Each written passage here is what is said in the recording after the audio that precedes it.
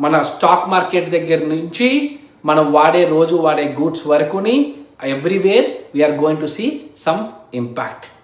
భారత్ సహా పలు దేశాలపై అమెరికా అధ్యక్షుడు డొనాల్డ్ ట్రంప్ సుంకాలను విధించారు.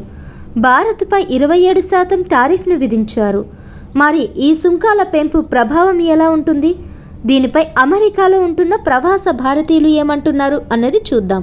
మీరే కానీ బిజినెస్ ఓనర్ అయితే your business might be impacted if you are importing goods. అంటే మన ఇంపోర్టింగ్ గూడ్స్ అవ్వడం వల్ల మన ప్రొడక్ట్ ప్రైసెస్ బాగా పెరుగుతాయి, దానివల్ల ప్రాఫిట్స్ కూడా బాగా తగ్గుతాయి. India, China, European countries already prices వాళ్ళకి ఇంపోర్ట్ ట్యాక్సెస్ కూడా పెంచే ఛాన్సెస్ చాలా ఎక్కువగా ఉన్నాయి. దీనివల్ల టారిఫ్ ట్రేడ్ వార్ కూడా స్టార్ట్ అయ్యే ఛాన్సెస్ బాగా కనబడుతున్నాయి.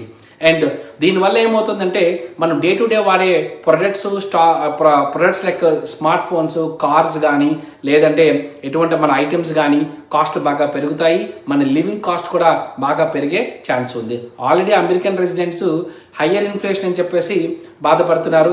దాంతో this is an additional impact going to happen.